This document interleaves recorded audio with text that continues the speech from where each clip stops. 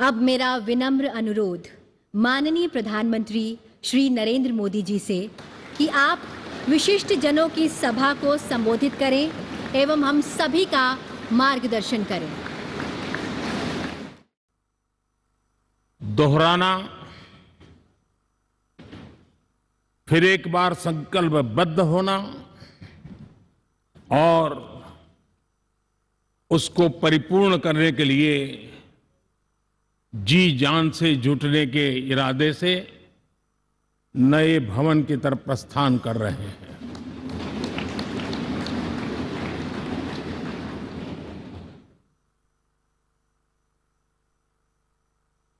सम्माननीय सभागृह, ये भवन और उसमें भी ये सेंट्रल हॉल एक प्रकार से हमारी भावनाओं से भरा हुआ है। हमें भावुक भी करता है और हमें हमारे कर्तव्य के लिए प्रेरित भी करता है। आजादी के पूर्व ये खंड एक प्रकार से लाइब्रेरी के रूप में इस्तेमाल होता था, लेकिन बाद में संविधान सभा की बैठक यहां शुरू हुई और उन संविधान सभा की बैठकों के द्वारा गहन चर्चा विचारणा कर करके हमारा संविधान यहीं पर आकार लिया। यहीं पर 1947 में अंग्रेजी हुकूमत ने सत्ता हस्तांतरण किया, उस प्रक्रिया का भी साक्षी हमारा ये सेंट्रल हॉल है। इसी सेंट्रल हॉल में भारत के तिरंगे को अपनाया गया, हमारे राष्ट्रगान को अपनाया गया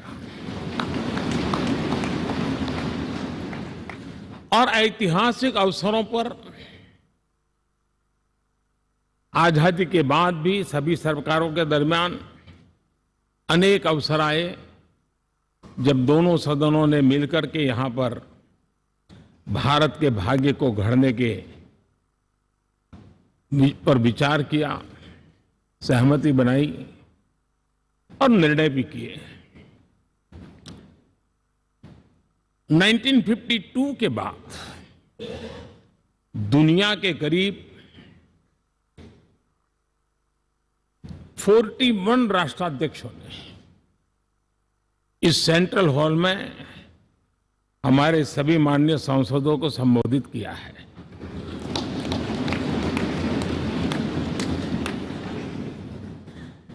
हमारे राष्ट्रपति महोदयों के द्वारा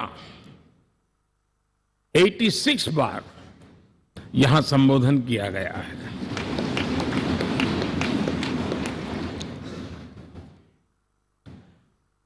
बीते साल जो भी साथी इन जिम्मेवारियों से गुजरे हैं, जिम्मेवारियों को संभाली है, अनेक कानूनों, अनेक संशोधन और अनेक सुधारों का हिस्सा रहे हैं। अभी तक लोकसभा और राज्यसभा ने मिलकर करीब करीब 4000 से अधिक कानून पास किए हैं।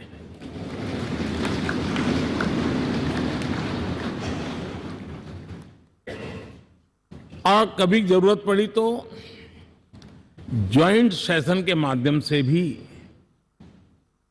कानून पारित करने की दिशा में रणनीति बनानी पड़ी और उसके तहत भी दहेज रोकथाम कानून हो, बैंकिंग सर्विस कमीशन बिल हो, आतंक से लड़ने के लिए कानून हो, ये संयुक्त सत्र में पास किए गए हैं, इसी गृह में पास किए गए। इसी संसद में मुस्लिम बहन बेटियों को न्याय की जो प्रतीक्षा थी, शाहबानो केस के कारण कुछ गाड़ी उल्टी पार्टी पर चढ़ गई थी, इसी सदन ने हमारी उस गलतियों को ठीक किया और 3 तलाक विरुद्ध कानून हम सब ने मिलकर के पारित किया। संसद ने बीते वर्षों में ट्रांसजेंडर को न्याय देने वाले कानूनों का भी निर्माण किया। इसके माध्यम से हम ट्रांसजेंडर के प्रति सद्भाव और सम्मान के भाव के साथ उनको नौकरी, शिक्षा, स्वास्थ्य, बाकी जो सुविधाएं हैं एक गरिमा के साथ प्राप्त कर सके, इसकी दिशा में हम आगे बढ़े। हम सभी ने मिलकर हमारे दिव्यांग जनों के लिए भी उनकी जरूरतों को देखते हुए, उनके एस्पिरेशंस को देखते हुए ऐसे कानूनों का निर्माण किया जो उनके लिए उज्जवल भविष्य की गारंटी बन रहे हैं। आर्टिकल 370 हटाने से लेकर वो विषय ऐसा रहा जो शायद ही कोई दशक ऐसा होगा कि चर्चा न हुई हो, चिंता न हुई हो और मांग न हुई हो। आक्रोश भी व्यक्त हुआ, सभागृह में भी हुआ, सभागृह के बाहर भी हुआ, लेकिन हम सबका सौभाग्य है कि हमें सदन में आर्टिकल 370 से मुक्ति पाने का, अलगाववाद, आतंकवाद के खिलाफ लड़ाई लड़ने का एक बड़ा महत्वपूर्ण कदम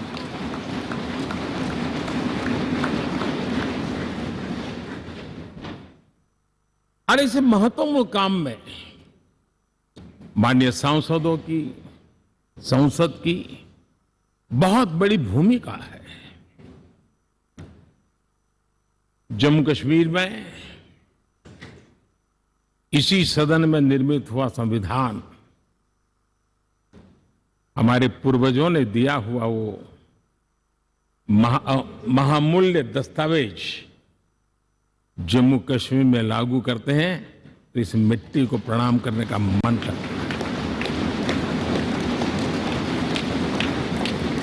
आज जम्मू और कश्मीर शांति और विकास के रास्ते पर चलने के लिए प्रतिबद्ध हुआ है और नए उमंग, नए उत्साह, नए संकल्प के साथ जम्मू कश्मीर के लोग आगे बढ़ने का कोई मौका अब छोड़ना नहीं चाहते हैं। ये दिखाता है कि संसद के सदस्यों ने मिलकर के संसद के भवन में कितने महत्वपूर्ण काम किए हैं। माननीय सांसदगण, लाल किले से मैंने कहा था यही समय है, सही समय है।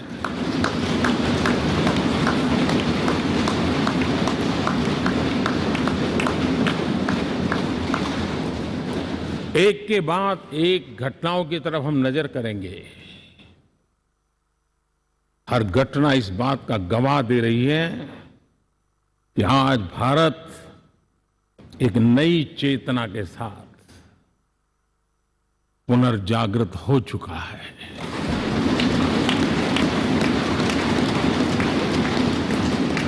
भारत नई ऊर्जा से भर चुका है और यही चेतना, यही ऊर्जा इस देश के कोटि कोटि जनों के सपनों को संकल्प में परिवर्तित कर सकती है और संकल्प को परिश्रम की पराकाष्ठा कर करके सिद्धि तक पहुंचा सकती है, ये हम देख सकते हैं।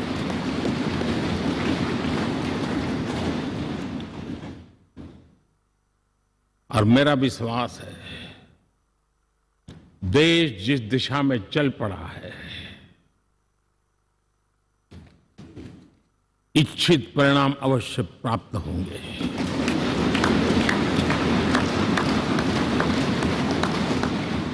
हम गति जितनी तेज करेंगे, परिणाम उतने जल्दी मिलेंगे।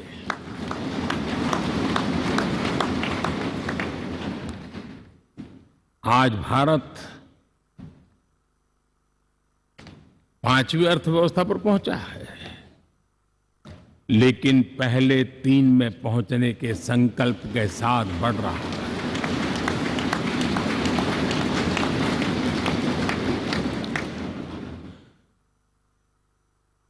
और मैं जिस स्थान पर बैठा हूं, जो जानकारियां प्राप्त होती है, उसके आधार पर विश्व के गणमान्य लोगों से बातचीत करता हूं, उसके आधार पर मैं बड़े विश्वास से कह रहा हूं,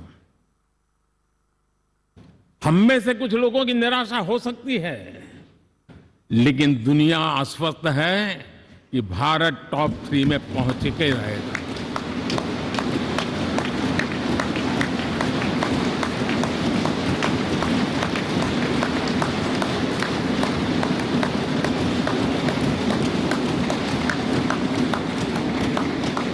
भारत का बैंकिंग सेक्टर आज अपनी मजबूती के कारण से फिर एक बार दुनिया में सकारात्मक चर्चा का केंद्र बना हुआ है।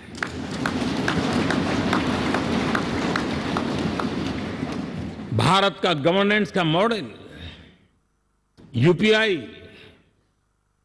डिजिटल स्टैक, मैं इस G20 में भी देख रहा था, मैंने बाली में भी देखा। टेक्नोलॉजी की दुनिया को लेकर के भारत का नौजवान जिस प्रकार से आगे बढ़ रहा है, पूरे विश्व के लिए कौतुक भी है, आकर्षण भी है और स्वीकृति भी है।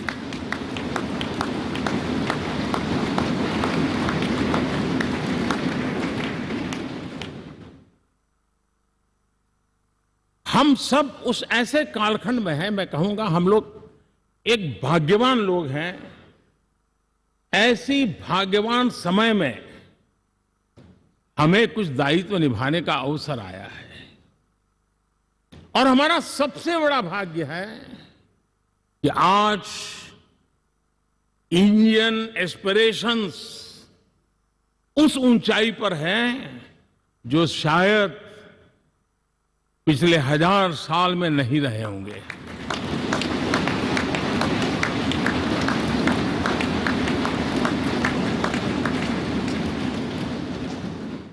गुलामी के जंजीरों ने उसके एस्पिरेशंस को दबोच के रखा था।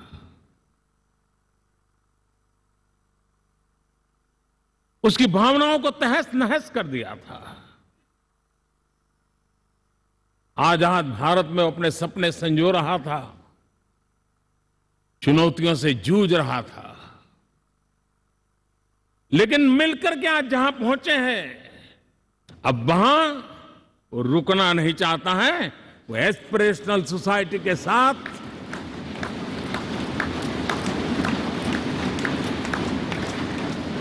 नए लक्ष्य गढ़ना चाहता है।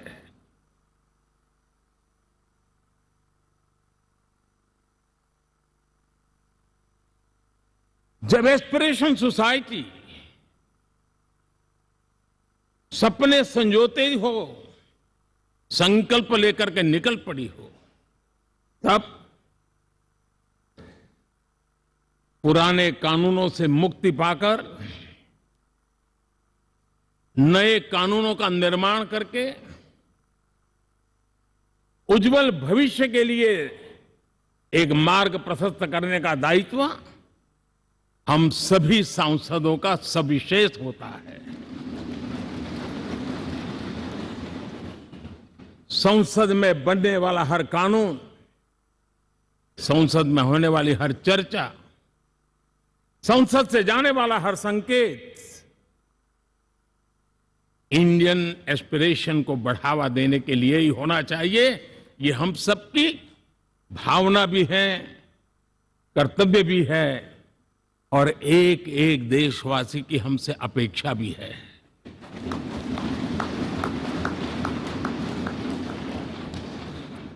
हम जो भी रिफॉर्म करें उसके मूल में इंडियन एस्पिरेशन सबसे सर्वोच्च पद पर होना चाहिए, प्राथमिकता पर होना चाहिए।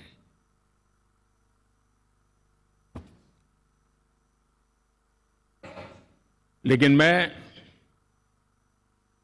बहुत सोच समझ करके कहना चाहता हूं, क्या कभी छोटे कैनवास पर कोई बड़ा चित्र बना सकता है क्या?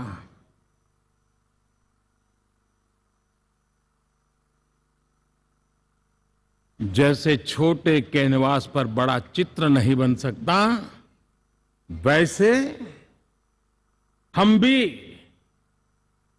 अगर हमारे सोचने के कैनवास को बड़ा नहीं कर सकते तो भव्य भारत का चित्र भी हम नहीं अंकित कर सकते।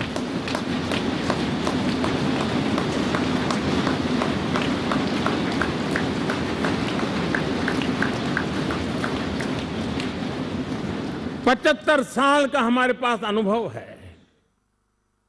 हमारे पूर्वजों ने जो कुछ भी रास्ते बनाए उससे हमने सीखा है।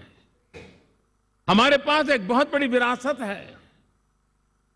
इस विरासत के साथ अगर हमारे सपने, हमारे संकल्प जुड़ जाए, हमारा सोचने का दायरा बदल जाए, हमारा कैनवास बड़ा हो जाए, तो हम भी उस भव्य भारत के चित्र को अंकित कर सकते हैं, उस तस्वीर का खाका खींच सकते हैं, उसमें रंग भरने का काम हम भी कर सकते हैं और आने वाली पीढ़ी को वो भव्य दिव्य मां भारती के हम उनको सुपुर्द कर सकते हैं। दोस्तों, अमृतकाल के 25 वर्षों में भारत को अब बड़े कैनवास पर काम करना ही होगा। अब हमारे लिए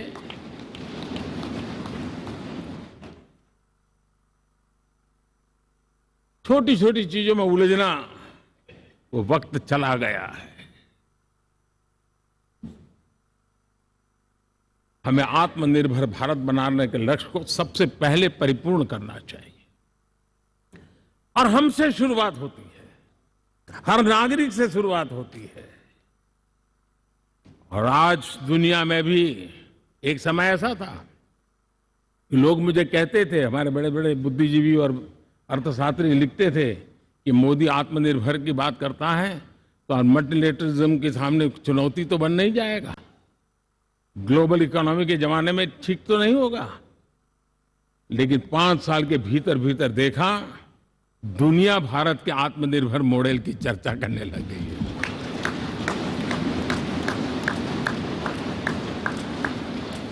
और कौन हिंदुस्तानी नहीं चाहेगा कि डिफेंस सेक्टर में आत्मनिर्भर हो, एनर्जी सेक्टर में हम आत्मनिर्भर हो, एडिबल ऑयल, क्या इस देश को आत्मनिर्भर नहीं होना चाहिए? कृषि प्रधान देश हम कहते हैं, खाने का तेल क्या देश बाहर से लाएगा? बहुत समय की मांग है कि हमें आत्मनिर्भर भारत को संकल्प को पूरा करना, ये हम सबका दायित्व है। उसमें दल आड़े नहीं आते हैं, सिर्फ दिल चाहिए, देश के लिए चाहिए।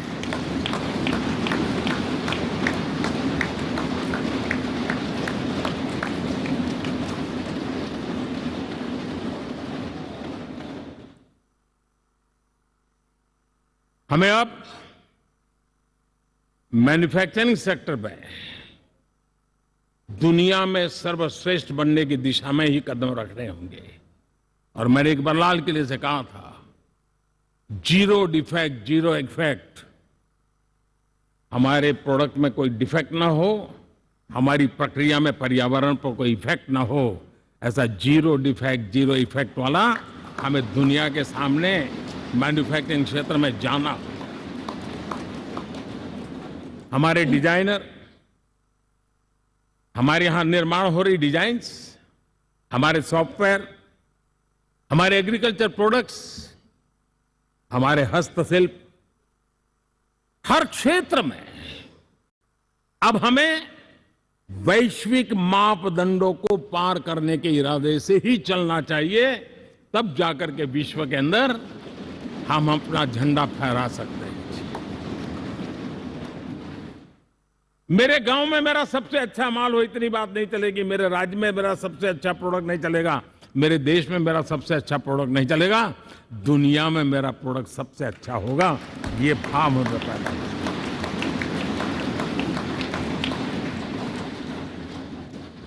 हमारी यूनिवर्सिटीज दुनिया के अंदर टॉप रैंकिंग में आए, अब इसमें हमें पीछे नहीं रहना है।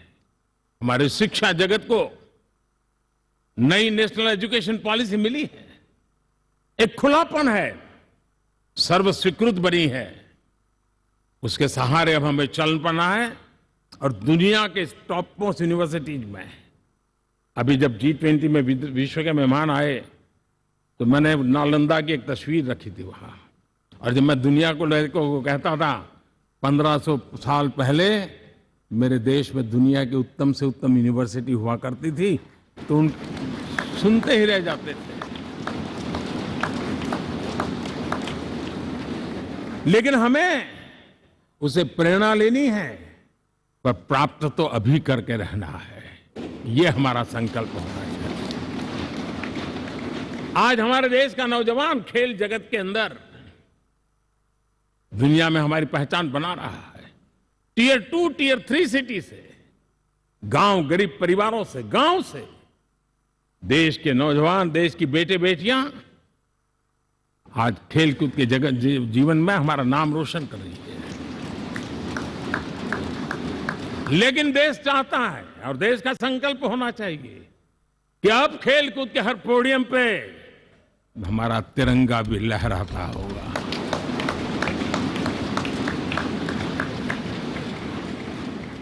हमें अब पूरा हमारा दिमाग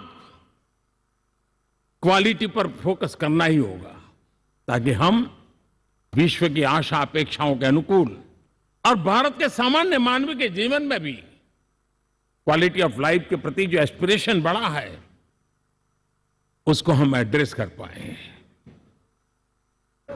और जैसे मैंने कहा कि हम भाग्यवान हैं कि हम उस समय काम कर रहे हैं जब समाज अपने आप एक एस्पिरेशनल सोसाइटी है।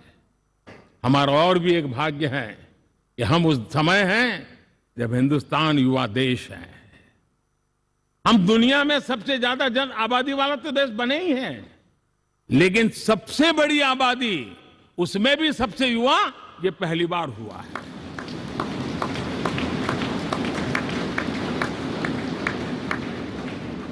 जिस देश के पास ये युवा शक्ति हो, युवा सामर्थ्य हो, तब हमें उसकी टैलेंट पे भरोसा है, हमें उसकी संकल्प शक्ति पे भरोसा है, उसकी साहस में हमें भरोसा है। और इसलिए हम चाहते हैं कि दुनिया में भारत का युवा अग्रिम पंक्ति में नजर आना चाहिए, वो स्थिति पैदा होनी चाहिए। आज पूरी दुनिया को स्किल मैन पावर की बहुत बड़ी जरूरत है, और भारत विश्व की इस आवश्यकता की पूर्ति के लिए अपने आप को सज्ज कर सकता है और उन आवश्यकताओं को पूरी कर करके दुनिया में अपनी एक जगह भी बना सकता है। और इसलिए विश्व में उनकी आवश्यकता के लिए किस प्रकार के मैन पावर की जरूरत है, किस प्रकार के उनको ह्यूमन रिसोर्स की जरूरत है, उस स्किल मैपिंग का काम भी चल रहा है। और उस स्किल मैपिंग के अनुसार भारत के अंदर स्किल डेवलपमेंट की तरफ हम बल दे रहे हैं। और जितना ज्यादा हम स्किल डेवलपमेंट पर बल देंगे, भारत के नौजवानों का सामर्थ्य विश्व में अपना डंका बजाने में कोई कमी नहीं रखेगा। और हिंदुस्तानी जहां गया है उसने अच्छाई की छाप छोड़ी है, कुछ कर गुजरने की छाप छोड़ी है। ये सामर्थ्य हमारे अंदर पहले से पड़ा हुआ है, और हमारे पहले जो लोग गए हैं उन्होंने इससे छवि भी बना के रखी हुई है। आपने देखा होगा पिछले दिनों करीब 150 नर्सिंग कॉलेज एक साथ खोलने का निर्णय किया। पूरे दुनिया में बहुत बड़ी रिक्वायरमेंट है नर्सिंग की। हमारी बहन, हमारी बेटियां, हमारे बेटे उस क्षेत्र में दुनिया में पहुंच सकते हैं, आसानी से पहुंच सकते हैं। पूरे विश्व की जरूरत है और ये तो मानवता का काम है जिसमें हम पीछे नहीं रहेंगे। आज मेडिकल कॉलेजेस का इतना व्यापक रूप से निर्माण देश की आवश्यकता तो पूरी करनी ही करनी है, दुनिया की आवश्यकताओं में भी योगदान दे सकते हैं। कहने का तात्पर्य यही है, हर छोटी चीज पर बारीकी से ध्यान देते हुए, उस पर अपना ध्यान केंद्रित करते हुए हमें आगे बढ़ना है। हमें भविष्य के लिए सही समय पर सही फैसले भी लेने होते हैं। हम फैसलों को टाल नहीं सकते। हम राजनीतिक लाभ नुकसान के गणा भाग के अंदर अपने आप को बंधी नहीं बना सकते हैं। हमें तो देश के एस्पिरेशन के लिए हिम्मत के साथ नए निर्णय करने होते हैं। आज सोलर पावर के सफल मूवमेंट्स हमारी भावी पीढ़ी के लिए एनर्जी क्राइसिस से मुक्ति की गारंटी दे रहा है। आज मिशन हाइड्रोजन आने वाले दिनों में जो एनवायरमेंट की चिंता है, जो टेक्नोलॉजी में बदलाव आ रहा है, उसके समाधान का रास्ता देने का सामर्थ्य रखती है। आज हमारा सेमीकंडक्टर जिस प्रकार से जीवन चलाने में हमारे हृदय की जरूरत रहती है, वैसे ही आज हमारी टेक्नोलॉजी चिप्स के बिना चल नहीं सकती और सेमीकंडक्टर उसके लिए बहुत अनिवार्य है। उस दिशा में हम आगे जाकर के इलेक्ट्रॉनिक मैन्युफैक्चरिंग में कोई रुकावट ना आए और जीवन कहीं अटक न जाए, उसलिए एक बहुत बड़ी मात्रा में हम काम कर रहे हैं। जल जीवन मिशन, हर जिले में 75 अमृत सरोवर, हमारी भावी पीढ़ी को, हमारे बच्चों को उनको कभी पानी के बिना तरसना न पड़े, इसकी चिंता हम आज कर रहे हैं। विश्व के बाजार में हमारा हर व्यापार कारोबार पहुंचे, कॉम्पिटिटिव ताकत के साथ खड़ा रहे, लॉजिस्टिक सिस्टम को और अधिक कम खर्च वाला बनाना, एफिशिएंट बनाना, उस दिशा में हम बहुत नीतियां लेकर के चल रहे हैं। आज समय की मांग है कि भारत का एक ऐसा भारत का हम निर्माण करें। नॉलेज, इनोवेशन, ये समय की मांग है और दुनिया में हमें अग्रिम पंक्ति में जाने का ये रास्ता भी है। और इसलिए पिछले हमने समय नेशनल एजुकेशन पॉलिसी के साथ साथ टेक्नोलॉजी के बढ़ावे के लिए हमने रिसर्च और इनोवेशन का एक कानून भी पारित किया है, ताकि हमारे देश के नौजवानों को इस इनोवेशन के और चंद्रयान 3 की सफलता के बाद देश के नौजवानों के मन में विज्ञान की तरफ आकर्षण बढ़ रहा है। हमें मौका गंवाना नहीं है। हमारी युवा पीढ़ी को हमने रिसर्च और इनोवेशन के लिए पूरे अवसर देने हैं और इस इकोसिस्टम को बनाने के लिए हमने एक उज्जवल भविष्य के निर्माण की नींव रखी है। आदरणीय बंधुगण, सामाजिक न्याय ये हमारी पहली शर्त है।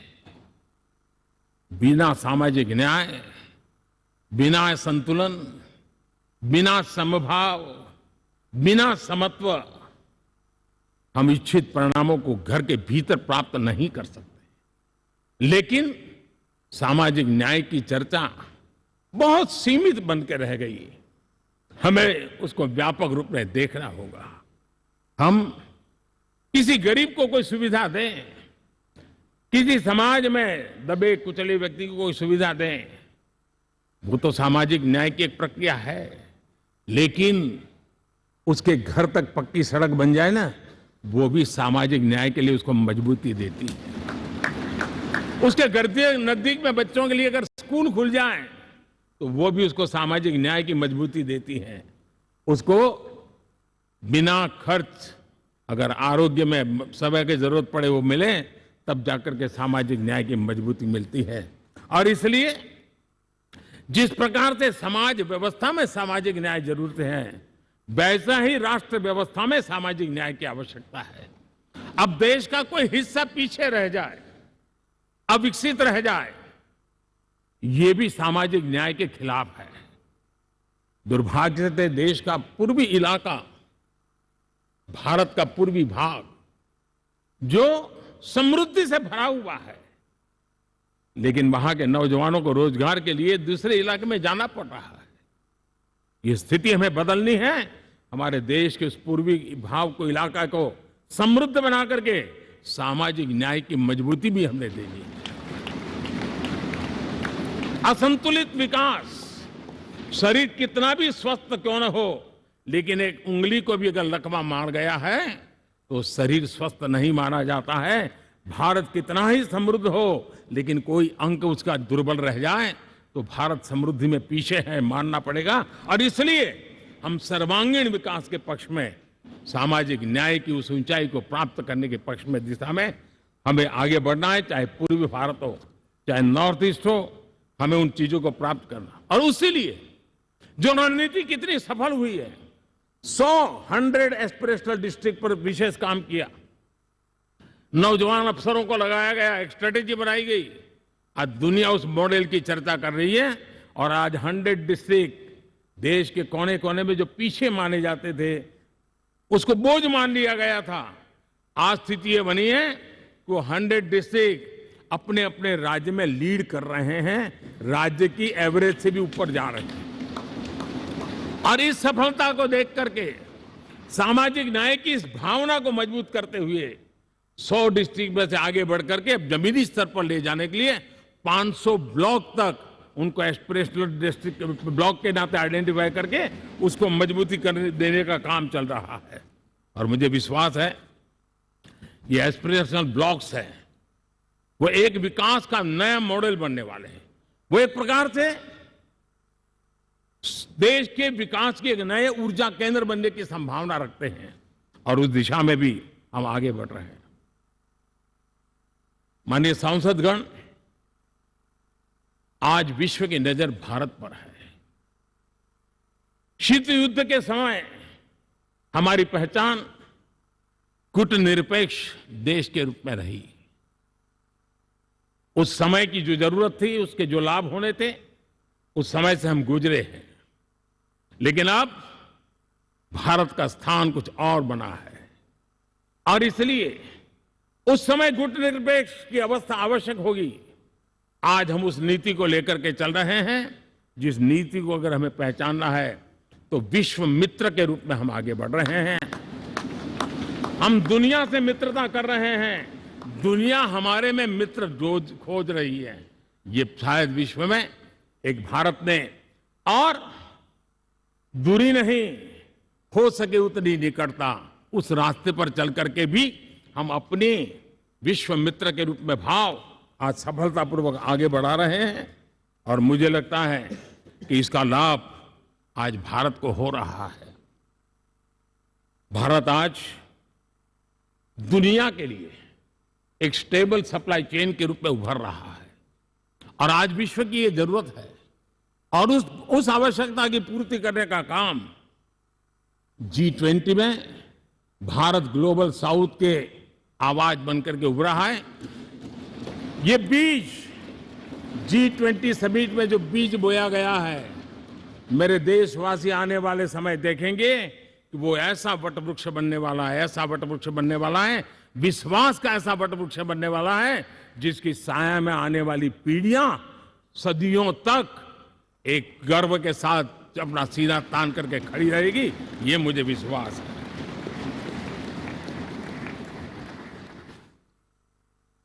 इस G20 में एक बहुत बड़ा काम हमने किया है, बायोफ्यूल अलायंस का। हम विश्व के नेतृत्व करते रहे, दिशा दे रहे हैं। और विश्व को बायोफ्यूल अलायंस में दुनिया के सभी देश देखते ही देखते उसकी सदस्यता ले रहे थे। और एक बहुत बड़ा आंदोलन खड़ा होने जा रहा है, और जिसका नेतृत्व ये हमारा भारत कर रहा है। छोटे छोटे महाद्वीप, उनके साथ भी आर्थिक कॉरिडोर बनाने की दिशा में हमने बड़ी मजबूती के साथ कदम उठाए हैं। आदरणीय बंधुगण, आदरणीय उपराष्ट्रपति जी, आदरणीय स्पीकर महोदय, आज हम यहां से विदाई लेकर के नए भवन में जा रहे हैं, संसद के नए भवन में बैठने वाले हैं और ये शुभ है, गणेश चतुर्थी के दिन बैठ रहे हैं।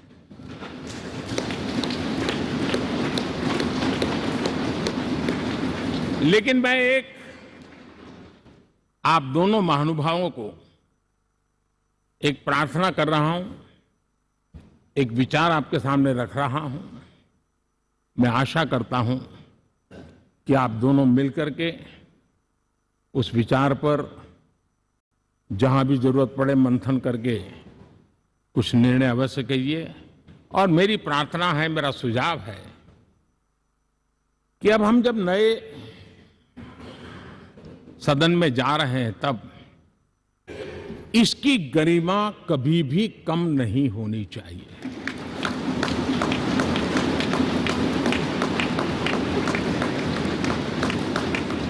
इसे सिर्फ पुरानी पार्लियामेंट कहकर के छोड़ दें, ऐसा नहीं होना चाहिए। और इसलिए मेरी प्रार्थना है कि भविष्य में अगर आप सहमति दे दोनों महानुभाव, तो इसको संविधान सदन के रूप में जाना जाए।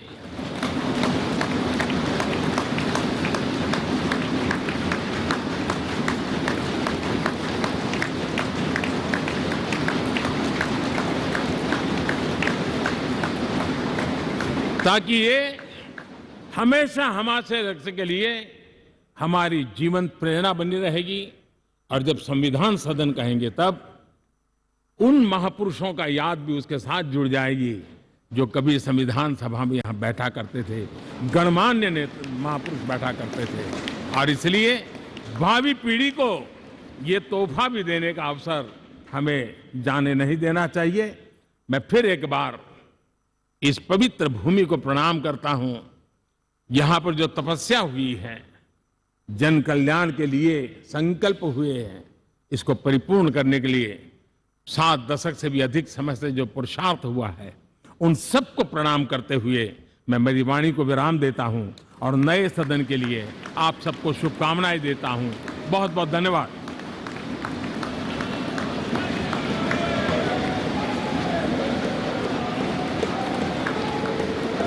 बहुत बहुत धन्यवाद मान्यवर